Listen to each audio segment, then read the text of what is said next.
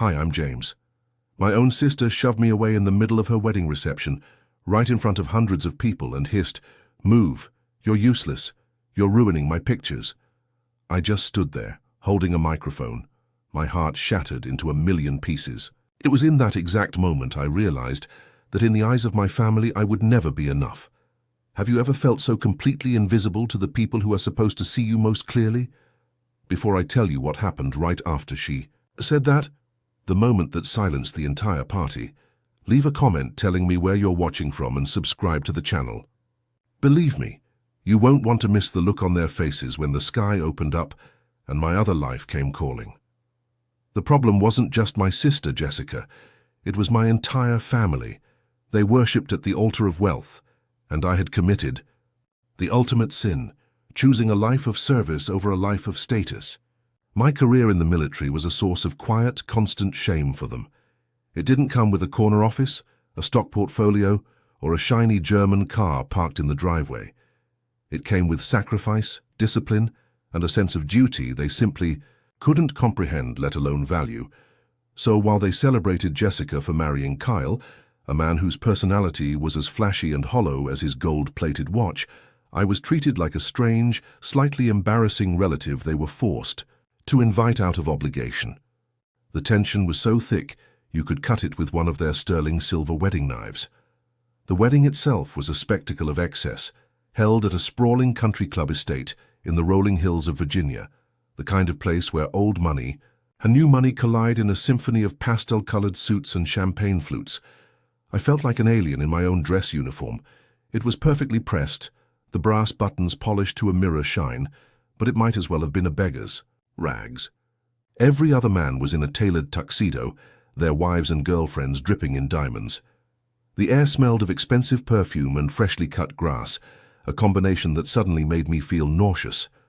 I watched my family navigate this world with effortless grace, while I stood by the manicured hedges, feeling more out of place than I ever had on a foreign battlefield. My parents, David and Sarah, were the worst. They fluttered around Kyle like moths to a flame, their laughter a little too loud, their smiles a little too wide. Earlier that day, my father had cornered me by the ridiculously large ice sculpture of a swan. He gestured vaguely at the opulence around us and said, "See, James, this is what success looks like. Kyle just closed a deal worth more than you'll make in your entire lifetime." He didn't say it to be cruel, or at least that's what I used to tell myself. He said it because he genuinely believed it. To him, my medals and commendations were just trinkets. The real prize was the number in your bank account, and by that measure I was a categorical failure. Kyle, my new brother-in-law, was exactly the kind of man my family admired. He was loud, arrogant, and carried himself with the unshakable confidence of someone who had never been told no. He drove a black Mercedes that cost more than my parents' first house, and he made sure everyone knew it. During the rehearsal dinner, he'd made a big show of gifting my father a Rolex, a gesture that brought my mother to tears. He'd then turned to me, clapping me hard on the shoulder with his heavy, bejeweled hand, and said with a smirk, "Don't worry, Jimmy. When you're done playing soldier, I'll find a spot for you in one of my warehouses." The table roared with laughter. I just smiled, the anger a cold, hard knot in my stomach. I remember a time years ago when Jessica and I were just kids. We built a fort in the woods behind our house, and she called me her brave knight, her protector. She'd look at me with such admiration, as if I were the strongest person in the world. We were a team back then. That memory felt like a story about someone else's life. Where did that girl go? I looked at her across the reception hall, her face a mask of practiced joy as she laughed at something Kyle whispered in her ear. She was a stranger to me now, a woman who had traded every ounce of her authenticity for a seat at the table of the wealthy. The little girl in the fort was gone, buried under layers of silk, diamonds, and ambition. The pre-wedding photo shoot was a masterclass in humiliation. The photographer, a high-strung man with a European accent, kept arranging the family in perfect, symmetrical poses. My parents, Jessica, Kyle, Kyle's parents. I was always the last one called in, an afterthought. And the brother. Yes, you. Stand over there on the end. he'd say, waving his hand dismissively. In every single shot I'm on the periphery, slightly out of focus, a uniformed ghost haunting the edge of their perfect family portrait. Jessica never once looked at me or suggested I move closer. It was a silent, brutal confirmation of my place in their world, on the outside, looking in. I wasn't part of the picture. I was just cluttering the frame. As the reception wore on, a foolish idea began to take root in my mind. Maybe I could still reach her. Maybe if I said the right words, I could break through the facade and find my sister again. I watched as person after person went up to give a toast, each one more superficial than the last, praising Kyle's business acumen or Jessica's impeccable taste. No one talked about who she was, about her kindness or her humor. They were toasting a brand, not a person. I decided then and there that I would give a real toast. I would talk about the girl in the fort, the sister I loved. I thought, naively, that a moment of genuine emotion could cut through all the noise. With my heart pounding in my chest, I made my way toward the small stage where the microphone stood.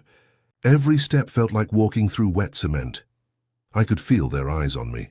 My mother shot me a panicked look, a silent plea not to embarrass them.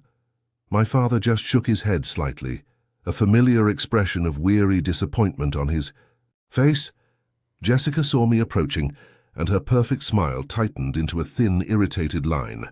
The air crackled with their disapproval. The band had just finished a song, and a lull fell over the crowd. It was my chance. I took a deep breath, gripped the microphone stand, and prepared to speak, holding on to one last desperate shred of hope that I could still make them see me. But before a single word could leave my lips, Jessica was moving. She glided across the polished dance floor, her white dress a blur of silk and lace, her expression a thundercloud of pure fury. She didn't shout. She didn't have to. The way she moved, with such focused, venomous intent, was enough to silence the entire room. The band trailed off mid-note, the chatter died, and suddenly 200 pairs of eyes were locked on us. I could feel the collective breath being held, a heavy, suffocating weight in the air. She reached the stage in what felt like both an eternity and an instant, her perfectly manicured hand, reaching not for the microphone, but for my chest. It was a cold, calculated gesture, a warning before the strike. The hope I'd clung to evaporated, replaced by a sense of dread so profound it felt like ice water flooding my veins. And then it happened. She shoved me. It wasn't a playful push. It was a hard, deliberate shove, meant to move me, to erase me from the scene. As her hand made contact with the fabric of my uniform, she leaned in close, her voice a low, vicious hiss that was somehow louder than any scream. "Move, you're useless! You're ruining my pictures!" The words were like shards of glass, piercing through the years of quiet slights and dismissive comments, straight into the core of who I was. The microphone I was holding slipped from my numb fingers, hitting the stand with a dull thud that echoed in the dead silence. I stumbled back a step, the shock of it all leaving me breathless. I looked into my sister's eyes, searching for a flicker of the girl I once knew, but all I found was a cold, hard stranger, a woman who saw me as nothing more than an ugly stain on her perfect day. The humiliation was a physical thing, a hot wave that washed over me from head to toe. I could feel the stares of the guests, a mix of pity, morbid curiosity, and thinly veiled contempt. A few people gasped, but most just looked away, embarrassed for me, or perhaps just embarrassed by the ugly crack that had appeared in the family's flawless facade. I saw some of Kyle's groomsmen smirking, whispering behind their hands. The silence stretched on, thick and unbearable. It was broken only by the sharp, metallic click of the photographer's camera, the flashbulb popping like a tiny, cruel firework immortalizing my shame. In that moment, I wasn't a brother, a son, or a soldier. I was a spectacle, an object of public disgrace put on display by the one person I had once sworn to protect. My heart didn't just break. It felt like it had been surgically removed, leaving a hollow, aching void in my chest. The carefully constructed walls I'd built around myself for years, the ones that allowed me to endure my family's disdain, crumbled to dust. This wasn't just another cutting remark or a dismissive glance. This was a public execution of my worth. Jessica's words, "You're useless," weren't just an insult. They were a verdict, delivered with the finality of a judge's gavel. All the years of striving, of trying to earn their respect through a path they couldn't understand, it all amounted to this, being shoved aside like a piece of unwanted furniture. The little boy who looked up to his big sister was gone, and the man left. In his place felt nothing but a profound, bottomless emptiness. I scanned the room, my eyes desperately, searching for an ally, a friendly face, a lifeline. I found my mother first. Her face was pale, her hand covering her mouth in a gesture of horror. But it wasn't horror for me. It was the social horror of a scene being made, of her daughter's perfect wedding being tarnished by this ugly public display. She wasn't looking at me with sympathy. She was looking at me as the source of the problem. Then my eyes found my father. He wasn't looking at me at all. He was staring intently at the floor, his shoulders slumped in a familiar posture of defeat. He wouldn't meet my gaze, he wouldn't stand up for me. In their silence, they co-signed Jessica's verdict. I was alone. Completely and utterly alone in a room full of people who shared my blood. Kyle, of course, was enjoying every second of it. He stepped up beside Jessica, wrapping a possessive arm around her waist and pulling her close, a triumphant smirk plastered across his face. He looked directly at me, his eyes gleaming with satisfaction. He hadn't just married into the family. He had conquered it, and I was the final casualty of his campaign, his posture, his expression. It all screamed a single message. This is my world now, and you have no place in it. He was the king, and Jessica was his queen, and they had just publicly banished the court jester. He leaned down and whispered something in her ear, and she let out a short, sharp laugh. The sound was like a slap in the face, a final, brutal confirmation that their cruelty was not just incidental, but intentional and deeply satisfying to them. As if to punctuate the moment, the photographer, seeing a chance for some candid drama, began snapping photos relentlessly. The flash blinded me again and again, each burst of light feeling like a physical blow. Click. Jessica's furious face. Click. My stunned, empty expression. Click. Kyle's smug grin.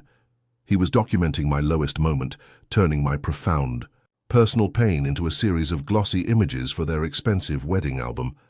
I could almost see the caption, "The moment we finally put the black sheep in his place." The sound of the shutter became the soundtrack to my degradation, a rhythmic, mechanical clicking that counted down the seconds of my public shaming. It felt surreal, like I was watching a scene from a movie about someone else's miserable life. I stood there for what felt like an hour, trapped in that spotlight of shame. I saw everything with a terrifying clarity. My sister's face, twisted with an anger I didn't recognize. Kyle, preening like a peacock who had just won a fight. My parents, frozen in their seats, paralyzed by their own cowardice and social anxiety. The guests, a sea of well-dressed strangers, their faces a mixture of discomfort and morbid fascination. The whole scene, the towering floral arrangements, the glittering chandeliers, the soft glow of the fairy lights, it all seemed like a grotesque, mocking backdrop to my personal hell. This was their world, a world built on appearances, on money, on status, and I, with my simple uniform and my code of honor, was an inconvenient and unwelcome truth they needed to erase. Finally, some internal switch flipped. The numbness gave way to a cold, quiet resolve. I wasn't going to cry, I wasn't going to shout, I wasn't going to give them the satisfaction of a reaction. With a calmness that surprised even me, I bent down, picked up the microphone from where it had fallen, and gently placed it back on the stand. I didn't slam it, I didn't drop it. The movement was deliberate, measured. It was the only piece of dignity I had left, and I wasn't going to let them take it. I straightened my uniform jacket, took one last look at my sister's unrepentant face, and then I turned my back on all of them. I didn't need to say a word. My silence was my answer. My departure was my statement. As I started walking away from the stage, the band leader, a man clearly paid to keep the party going no matter what, gave a frantic signal to his musicians. A loud, upbeat Frank Sinatra song suddenly blasted through the speakers, a desperate attempt to fill the void and pretend nothing had happened. The cheerful music was so jarringly out of place, it was almost comical. It was the sound of my family frantically trying to paste over the wound, to drown out the ugliness with forced celebration. Let the good times roll, forget the unpleasantness. Pour another glass of champagne. It was their way of life in a nutshell. Deny, deflect, and double down on the fantasy.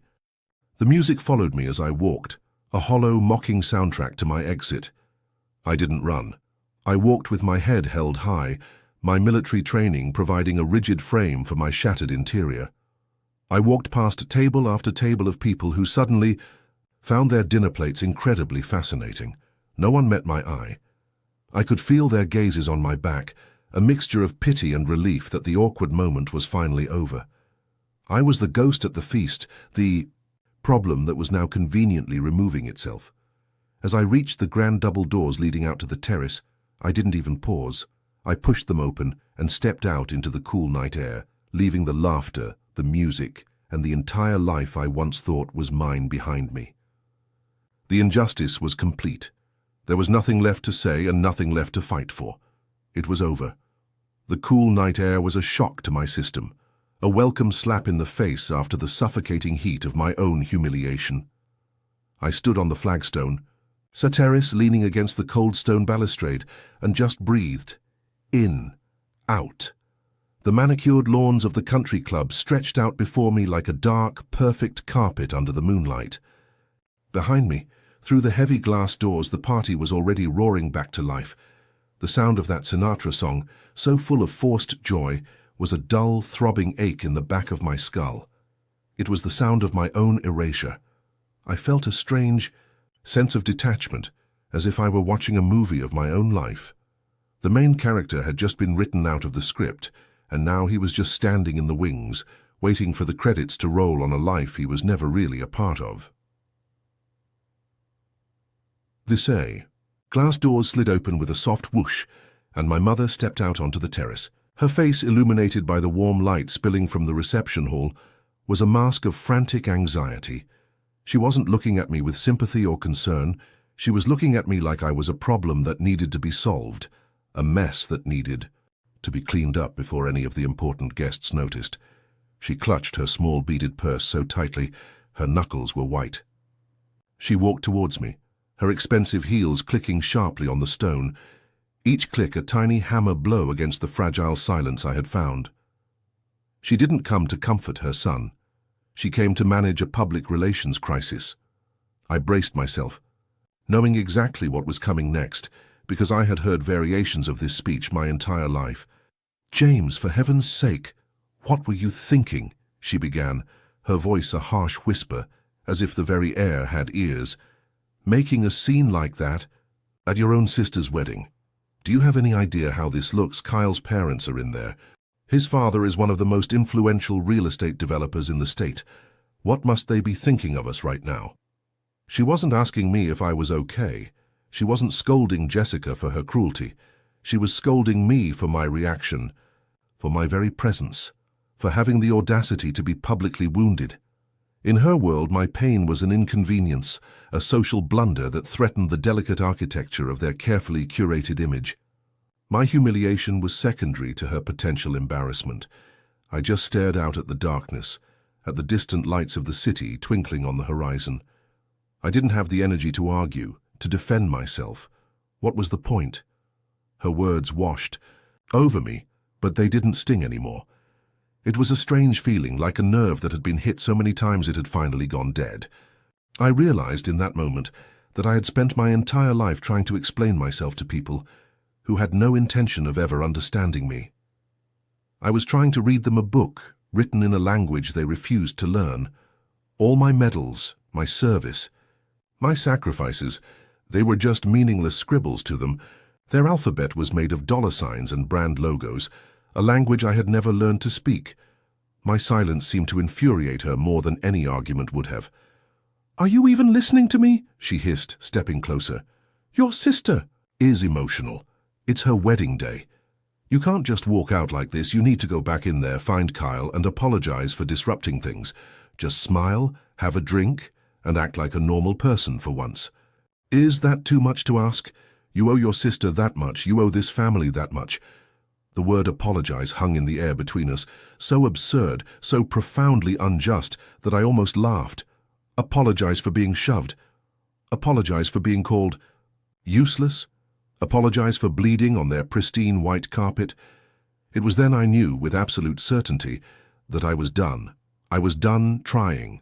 I was done hoping. I was just done. A quiet strength, born not of anger but of utter resignation, settled over me. I turned to face her, my expression calm. The hurt was still there, a deep, cold stone in my gut, but on the surface I felt nothing but a vast, empty peace. "I'm not going back in there, Mum," I said, my voice even and low. It wasn't a plea or a negotiation. It was a statement of fact. For the first time, I wasn't looking at her as a son seeking approval, but as a man drawing a final, definitive line in the sand. I saw a flicker of confusion in her eyes. She was used to my quiet compliance, my sullen acceptance of my place. This calm finality was new territory for her, and she didn't know how to navigate it. Just as she opened her mouth to argue, a sharp, rhythmic vibration started in my pocket. It wasn't my usual ringtone. It was a series of short, urgent buzzes, a specific alert I had hoped I wouldn't receive tonight. I pulled out my service phone, a simple, rugged device that looked ancient next to the sleek smartphones everyone else carried. The screen glowed with a single encrypted notification. Status read, await call. My mother glanced at the phone, her brow furrowed in annoyance. As if this too was another deliberate inconvenience I had orchestrated to ruin the evening.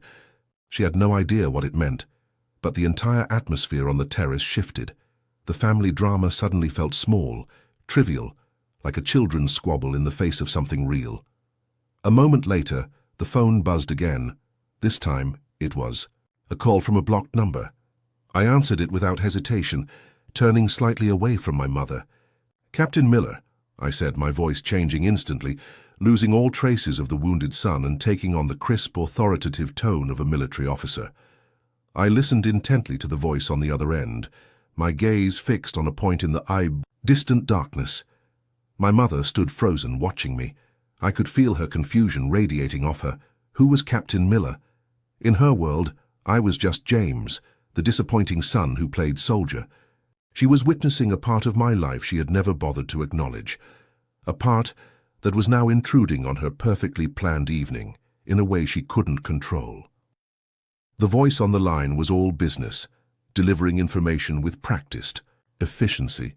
I gave my responses in short, clipped phrases. Understood. Confirm target coordinates. My current location is compromised for standard pickup. Advise alternate. There was a short pause. Affirmative. The south lawn is clear. ETA 5 minutes. I will be ready. I was no longer the boy being scolded on the terrace. I was an officer, receiving orders, a piece in a much larger, more important game than the one being played inside the reception hall. The sense of purpose was like a shot of adrenaline, clearing away the last vestiges of pain and replacing them with a cold, clear focus. I was back in my world now, a world where my worth wasn't measured by my bank account, but by my ability to execute a mission. I ended the call and slipped the phone back into my pocket. My mother was staring at me, her mouth slightly agape, a million questions in her eyes. But for the first time I didn't feel the need to answer any of them. The power dynamic had irrevocably shifted. I was no longer seeking her approval. I was simply informing her of my departure. "I have to go," I said, the words carrying a weight they never had before. I didn't say where. I didn't explain why.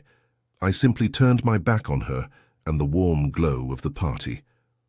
I stepped off the terrace and onto the cool, damp grass of the lawn, walking away not toward the parking lot where my old pickup truck was parked, but into the darkness, toward a destiny she couldn't possibly imagine. I could feel her watching, me utterly bewildered as I became a solitary silhouette moving across the vast, empty green.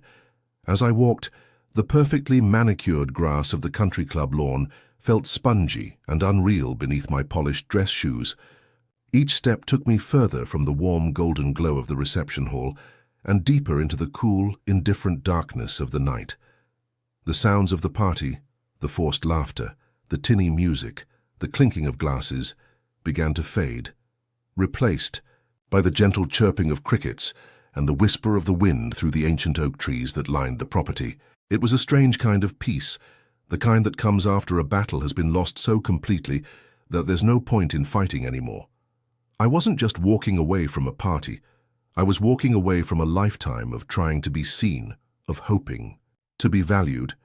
The person they wanted me to be simply didn't exist, and the person I was, they had just made it painfully clear, was useless to them. My mother's words echoed in my head, a frantic, desperate plea for me to maintain their facade. Apologize, act like a normal person. Normal. To them, normal was a 6-figure salary, a European car, and a membership at this very club. Normal was smiling blandly while your soul shriveled up and died inside. My normal was sleeping in the dirt, eating cold rations, and being responsible for the lives of the men and women serving alongside me. The chasm between our worlds had never felt so vast, so utterly unbridgeable. I felt a sudden, sharp pang of pity for them. They were all prisoners in a beautiful, gilded cage, so obsessed with polishing the bars that they'd forgotten there was a sky. They weren't just blind to my worth, they were blind to their own captivity. Then I heard it, a faint rhythmic sound in the distance, a low thrumming that was more felt than heard. At first I dismissed it. It was probably just the bass from the party's music, carrying strangely on the night air, or maybe a truck on a distant highway. But it didn't fade. It grew slowly and steadily, a persistent heartbeat in the darkness. It was a sound that cut through the noise of the crickets and the wind, a deep mechanical pulse that resonated in my bones. I paused my solitary walk across the lawn, tilting my head and listening intently. It was a familiar sound, a sound from my other life, the one they knew nothing about. It was the sound of power, of purpose, and it was getting closer with every passing second. Back on the terrace, I could imagine the scene. A few of the guests, perhaps stepping out for a cigarette or a breath of fresh air, would have heard it too. I could almost hear Kyle, my new brother-in-law, making some arrogant joke. Sounds like someone's coming to crash the party. Hope they brought a good gift, he'd probably say, eliciting a round of sycophantic laughter from his groomsmen. My parents would exchange a worried glance, another unexpected wrinkle in their perfectly planned evening.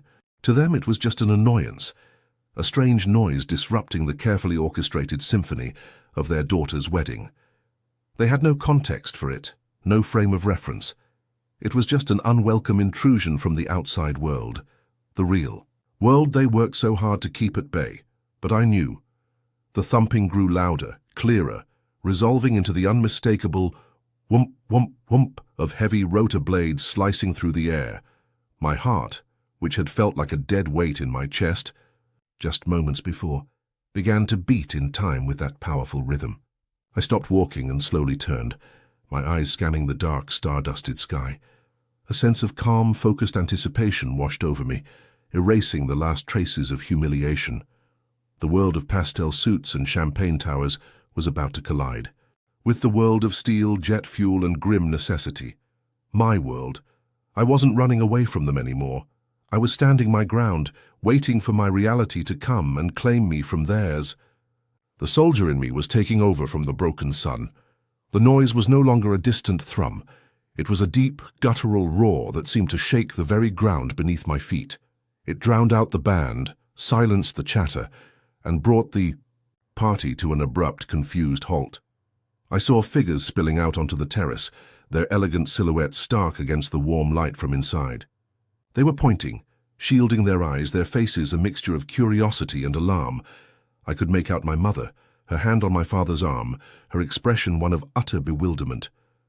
Jessica and Kyle stood at the edge of the crowd, her perfect white dress now seeming terribly fragile against the raw power that was descending from the sky. The unwelcome noise had become an undeniable presence, a force of nature that was tearing their fantasy world apart at the seams. Then it broke. Through the low-hanging clouds, a dark, angular shape against the moon. It wasn't a news chopper or a rich man's toy. It was a UH-60 Black Hawk, its form menacing and brutally functional, a stark black predator against the soft Virginia night. Its searchlight flickered on, a brilliant white beam that cut through the darkness and swept across the sprawling estate. The light raked over the terrified faces of the guests, turning their expensive clothes and jewels into cheap, garish props. It painted a stripe across the pristine white tent, flashed over the ridiculous ice swan, and then with deliberate precision it found me. It locked onto my position, bathing me in a circle of intense, unwavering light, singling me out from the crowd as if I were the only person there who mattered. The downdraft hit them like a physical blow. A hurricane-force wind tore across the perfectly manicured lawn, a chaotic force of nature unleashed on their fragile, orderly world. I saw champagne glasses shatter on the flagstones, the elaborate floral centerpieces get ripped to shreds, and the white linen tablecloths whip violently into the air like panicked ghosts. Women screamed, clutching at their expensive hairstyles as their silk dresses were plastered against their bodies. Men stumbled, shielding their faces from the flying debris.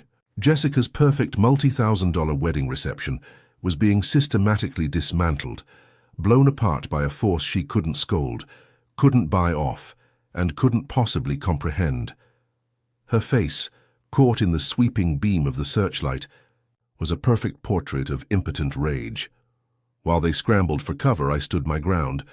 The wind tore at my dress uniform, threatening to rip the medals from my chest, but I didn't flinch.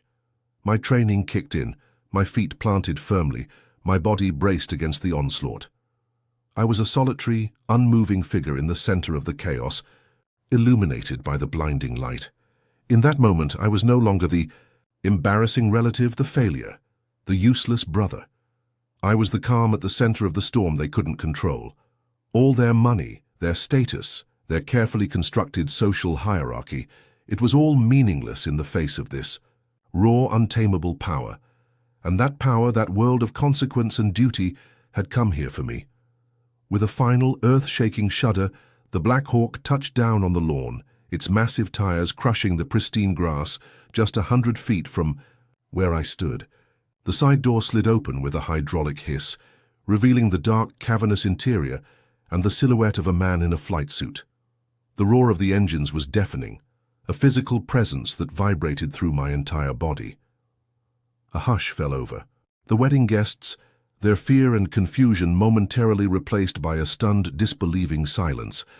They stared, mouths agape, from the terrifying machine that had invaded their sanctuary to me, the man it had apparently come for.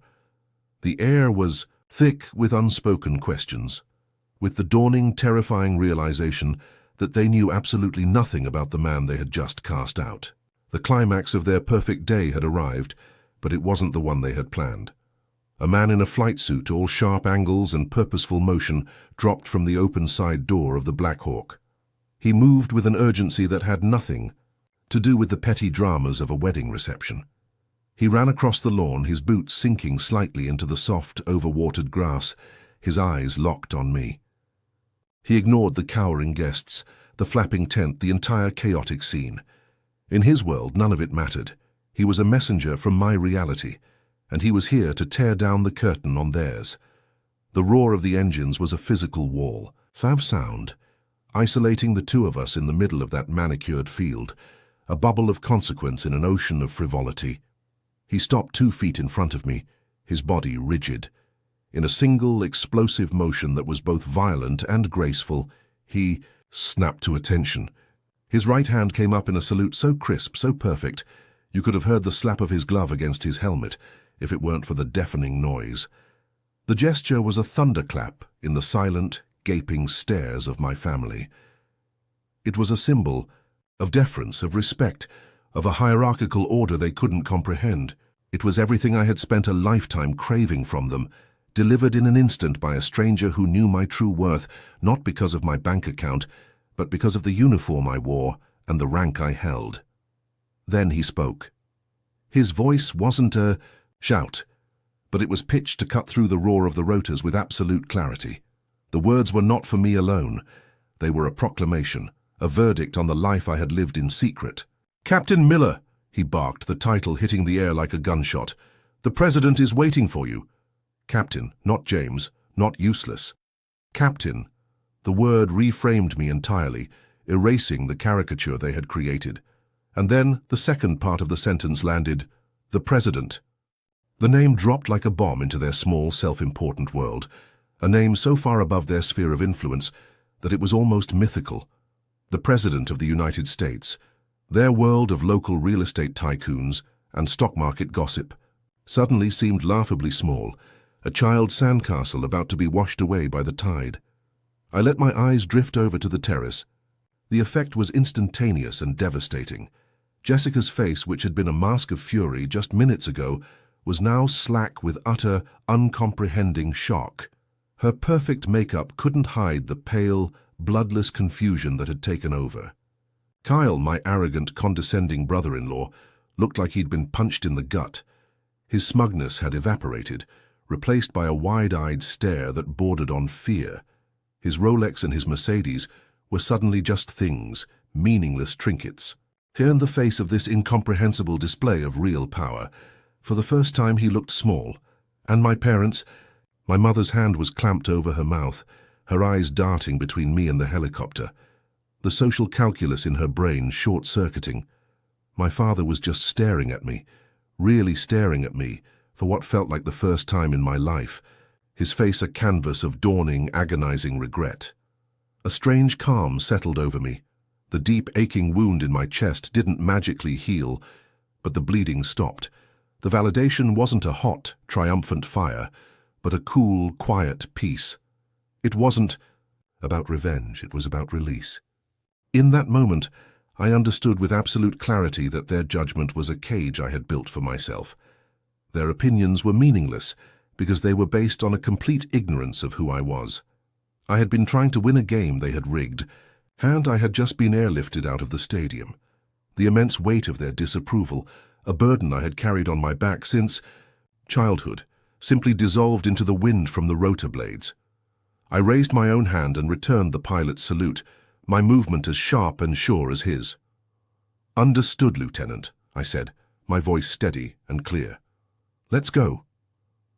The words were simple, but they were the sound of my two worlds finally merging, with my true self taking command.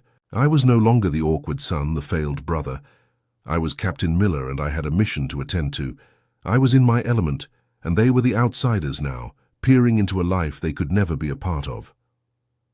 The balance of power hadn't just shifted. It had been completely and irrevocably shattered. The lieutenant dropped his salute, nodded once, and turned. We walked together towards the waiting helicopter, our steps in sync. The wind was a physical force trying to push us back, but we leaned into it, two figures moving with purpose through a world that had descended into chaos. I kept my eyes fixed on the open door of the Black Hawk. I did not look back.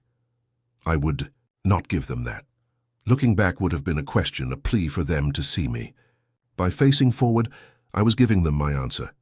It no longer mattered if they saw me or not. I was done waiting for their recognition. The wedding guests were a frozen tableau of shock and awe. The entire social hierarchy of their little world had been upended in less than 5 minutes. The men who had laughed at me, the women who had looked through me, they were all just staring, their champagne glasses forgotten, their petty conversations silenced. The photographer, the one who had so gleefully documented my humiliation, stood frozen, his expensive camera hanging limply from his neck. This was a picture he could never capture, a moment of raw, undeniable truth that was too big for his lens. Their world was built on illusion, and reality had just crashed the party. I reached the helicopter and, without breaking stride, pulled myself up into the dark, functional interior. The smell of jet fuel and metal was sharp and clean, a welcome antidote to the cloying scent of expensive perfume and wilting flowers. It felt like coming home. I strapped myself into one of the jump seats, the familiar click of the harness, a comforting sound. The lieutenant followed, sliding the heavy door shut and sealing us inside our world, leaving theirs behind. The roar of the engines became a contained, powerful hum, the chaos outside muffled into a distant memory. Through the thick plexiglass window, I took one last look. I saw the scene not as a participant, but as an observer from a great height. I saw the ruined party, the terrified faces turned towards the sky, the flickering lights of the reception hall. I saw my sister, a small figure in a ridiculously large white dress, her hands clenched at her sides. I saw my parents standing beside her, looking lost and insignificant. They were no longer giants whose shadows I lived in. They were just people, trapped in a life they had chosen, a life that had suddenly been revealed as hollow and small. With a surge of power that I felt deep in my bones, the Black Hawk lifted off the ground. The machine climbed fast and steep, leaving the manicured lawns and the shattered wedding behind. As we rose into the night sky, the country club estate shrank below us, becoming just one more cluster of lights in the sprawling darkness. The music, the anger, the humiliation, it all faded away, shrinking with the view until it was nothing. I was flying away from my past, towards a future they would never know. I was finally completely and irrevocably free. The flight back to Andrews Air Force Base was less than 20 minutes, but in that time, an entire lifetime of hurt seemed to recede below me, along with the shrinking lights of the country club.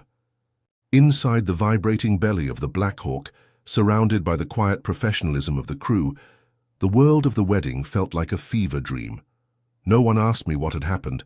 They just handed me a headset with a secure comms link. The mission was a no-fail situation, a sensitive national security issue that required immediate, decisive action. The weight of that responsibility was a welcome burden. It was real, it mattered. Unlike the petty drama of my family, this was a world where my skills had value, where my judgment could save lives. The contrast was so stark, so absolute, that it was almost cleansing. The boy who was shoved aside was gone. The captain was all that remained. I didn't hear from any of them for 3 weeks. Not a call, not a text, not an email. The silence was more eloquent than any apology they could have possibly fumbled through. I imagined the frantic phone calls between them, the panicked damage control, the desperate attempts to spin the story to their wealthy friends. What do you say when your son, the family failure, gets picked up from your daughter's wedding by a military helicopter on direct orders from the White House? There's no etiquette guide for that. I pictured them sitting in my father's study, the one with the leather-bound books he never read, trying to piece together a narrative that made sense in their world. But they couldn't, because my life was no longer a chapter in their story. Their silence was their surrender. They had no idea who I was, and now finally they were too afraid to ask. When the contact finally came, it was exactly what I expected. A text message from my mother. It didn't say, "Are you okay?" or "I'm so sorry." It said, "James, Kyle's father has been asking questions about your work. It's making things very awkward. We need to present a united front. What should we be telling people?" I read the message twice, a cold, bitter laugh escaping my lips. Even after all that, her first concern was appearances. Her priority was managing the narrative to protect their social standing. She wasn't reaching out to her son. She was consulting. With a public relations problem. I deleted the message without replying, and then, with a strange sense of calm, I blocked her number, then my father's, then Jessica's. It wasn't an act of anger. It was an act of sanitation, like cleaning a wound, to prevent infection. I heard about the fallout later, through a distant cousin who had always been kind to me. Apparently, the story of my extraction became the stuff of local legend. Kyle's father, a man who respected only power and influence, suddenly saw my family in a new light.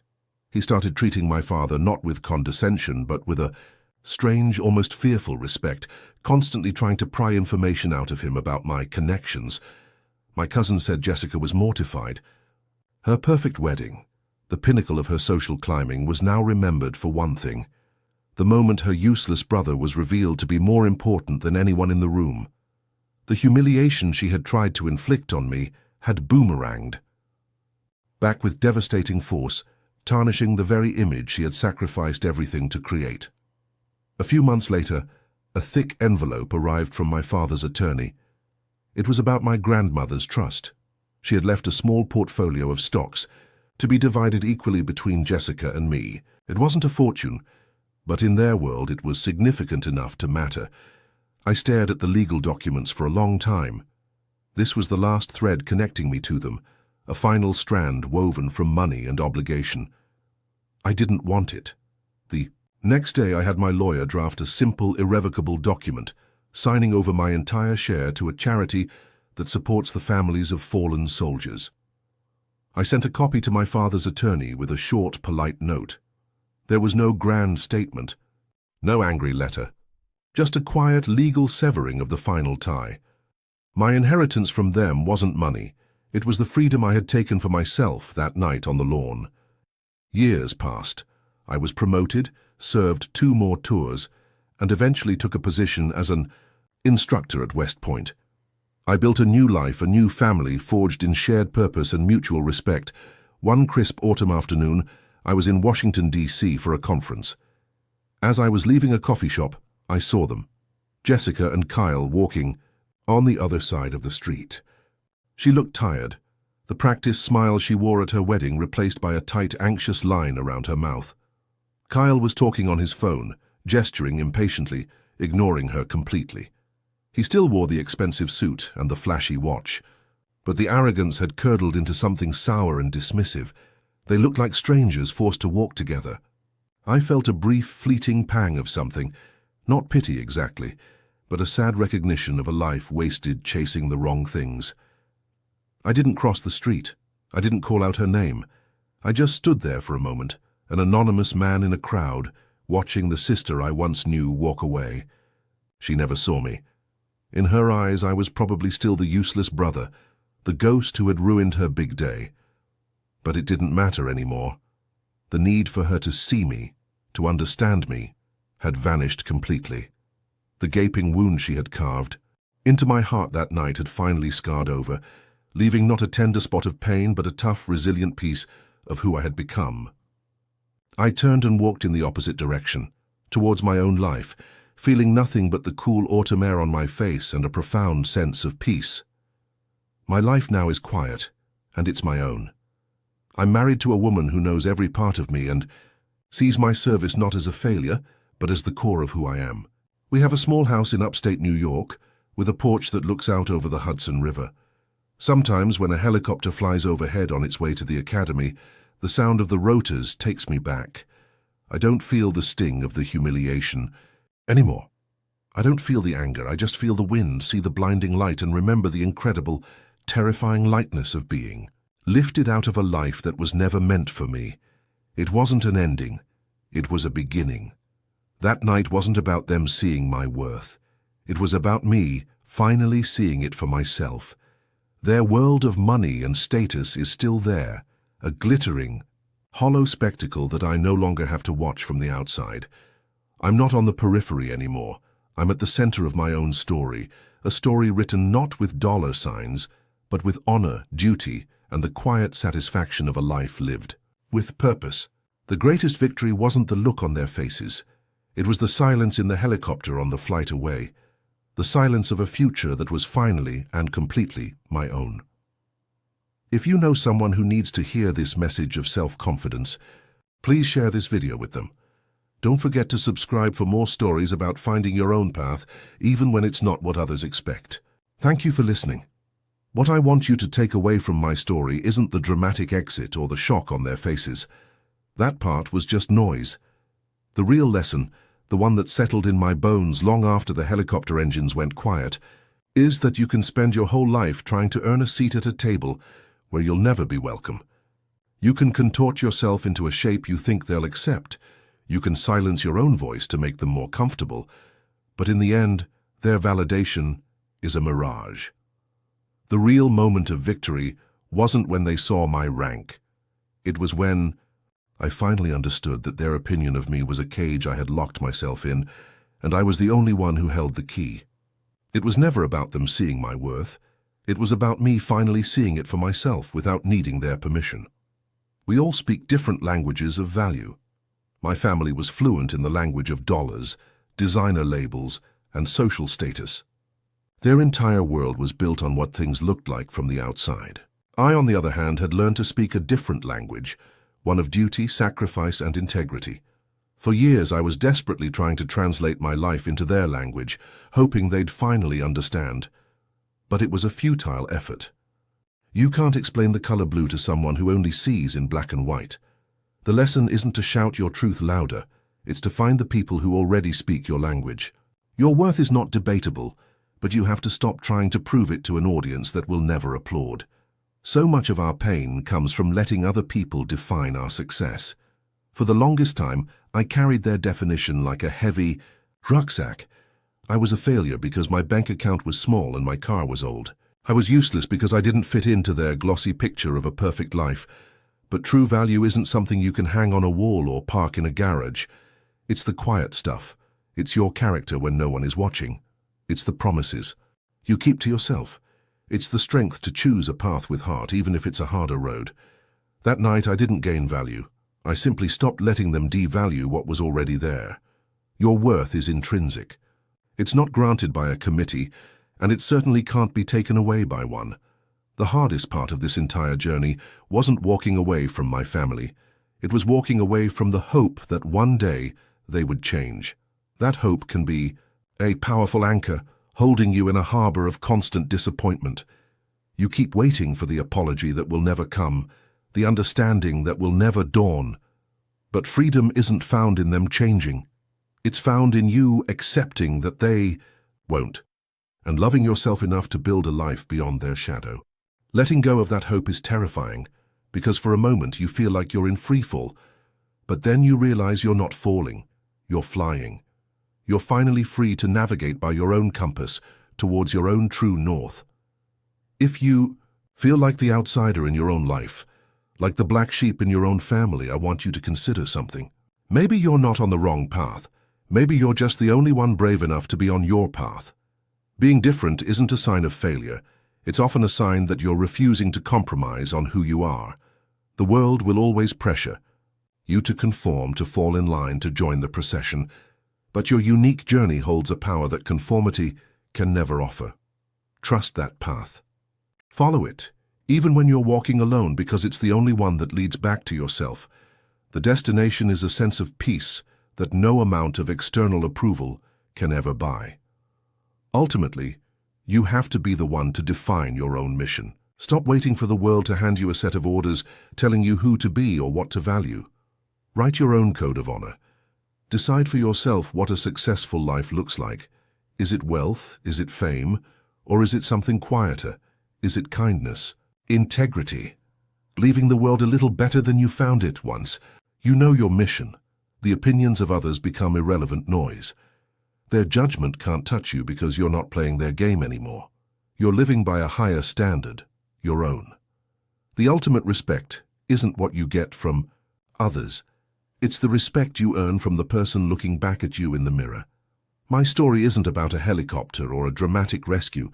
It's about rescuing yourself from the expectations that hold you down. It's about understanding that you are the captain of your own life, and you have the authority to choose your own destination, regardless of who is or isn't on board. If this story resonated with you, or if you know someone who is fighting to find their own path, please share this with them. Subscribe for more stories about claiming your own worth and building a life of purpose. Thank you for letting me share my journey with you.